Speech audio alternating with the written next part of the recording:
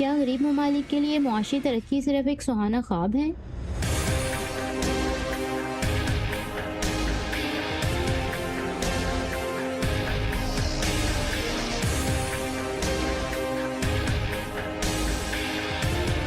کوئی ملک ڈیفالٹ کہلائے جانے تک کیسے پہنچتا ہے؟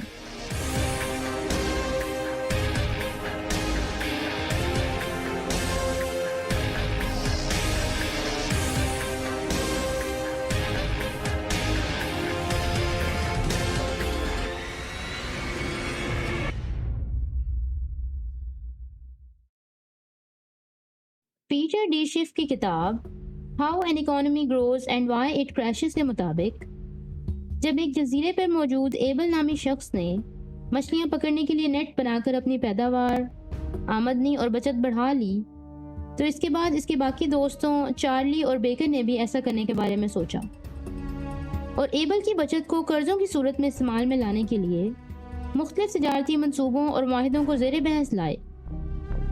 کچھ بحث و مباحثے کے بعد وہ ایک ایسا لاہے عمل بنانے میں کامیاب ہو گئے جو ان کی اور نتیجتاً پورے علاقے کی آمدنی بڑھانے کا باعث بنا۔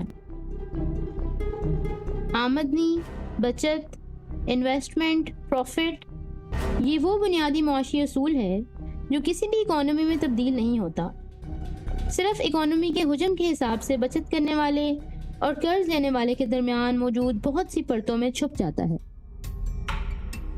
اقتصادی ترقی کے لیے انفرادی اور اجتماعی بچت اور پھر اس بچائی گئی رقم کے ذریعے انویسٹمنٹ نہایت اہمیت کی حامل ہے، اور پھر اس کے نتیجے میں زیادہ ملازمتیں پیدا ہونا اور لوگوں کی آمدنی میں اضافہ ہونا ضروری ہے۔ جب ان کی خریداری کی صلاحیت اور طلب بڑھنے سے پیداوار کی ترسیل بڑھتی ہے، تب ہی کسی ملک کی اکانومی ترقی کرتی ہے۔ اس کے بالمقابل زوال پذیر معیشت یعنی اکانومی میں بچت کی بجائے اخراجات میں اضافہ، قوت خرید میں کمی، پیسے کی قدر میں کمی، قیمتوں میں اضافہ اور بے روزگاری کی بڑھتی ہوئی شرح شامل ہیں۔ اگر ہم پاکستانی اکانومی پر ایک نظر ڈالیں تو اس وقت ہمیں ایسی ہی صورتحال نظر آ رہی ہے۔ پچھلے 9 سالوں میں IMF سے لیے گئے تقریباً $5 ملین اور دوسرے ممالک سے لیے گئے اس سے کئی گنا زیادہ کے قرضے زیادہ اخراجات اور کم بچت کے باعث واجب الادا ہیں۔ پاکستانی روپے کی قدر گزشتہ 5 سالوں میں تقریباً 100% کم ہو چکی ہے۔ ہماری برآمدات خسارے کو پورا کرنے کے لیے کافی نہیں ہیں اور زر مبادلہ کے ذخائر بھی کم ہو رہے ہیں۔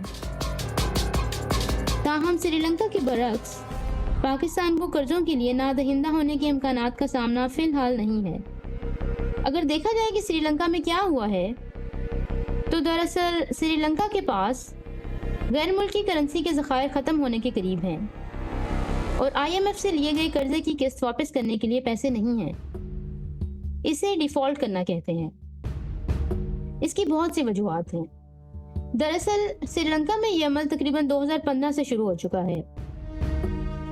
اس کے بعد کووڈ-19 وبائی مرض کی وجہ سے ان کی بنیادی طور پر صحت پر منحصر معیشت کو انتہائی نقصان پہنچا۔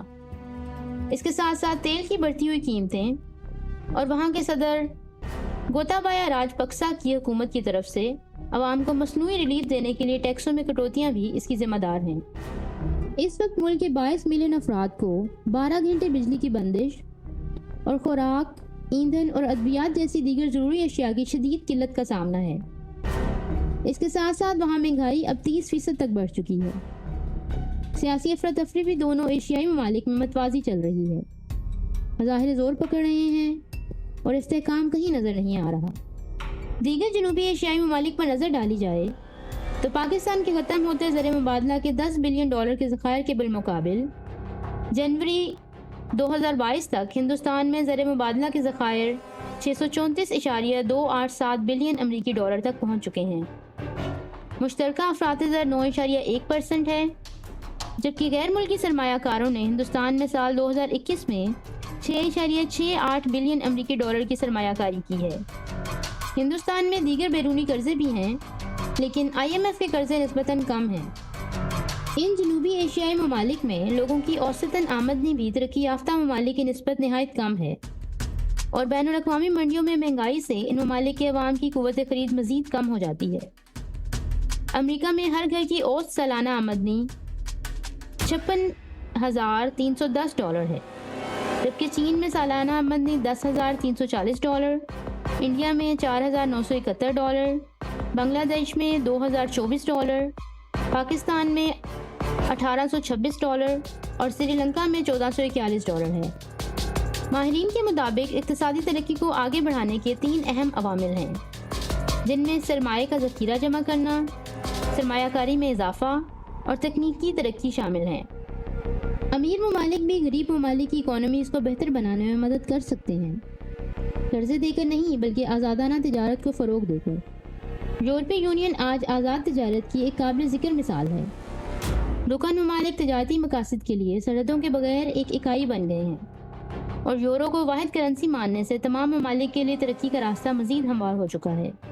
اگر پیٹر ڈی شف کی ہی نظر سے دیکھا جائے تو دنیا کی تاریخ گواہ ہے کہ حکومتوں نے ہمیشہ اپنی آمدنی سے بڑھ کر خرچ کر کے خود کو مشکل میں ڈالا ہے، اور جب خلا بہت بڑا ہو جاتا ہے تو حکومتیں ٹیکس میں اضافہ کرتی ہیں۔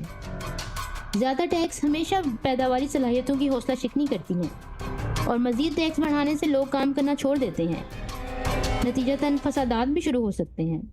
ایسی ہی صورتحال میں بڑھتے ہوئے اخراجات، بلوں کی ادائیگی میں مشکل اور قرضوں کی ادائیگی جیسے مسائل سے بچنے کے لیے کچھ حکومتیں اپنے آپ کو ڈیفالٹ ڈکلیئر کرنے کا انتخاب کرتی ہیں۔ کیا آپ کو لگتا ہے کہ یہ تاریخ صورتحال ہمیں بھی پیش آ سکتی ہے؟ ہمارا یہ مشن ہے کہ ہم دنیا بھر کی معلومات آپ کے لیے آپ کی زبان میں لے کر آئیں، لیکن ہم یہ بھی چاہتے ہیں کہ آپ ہماری کمیونٹی کا حصہ بن جائیں اور اپنے دوستوں کو بھی اس میں شامل کریں۔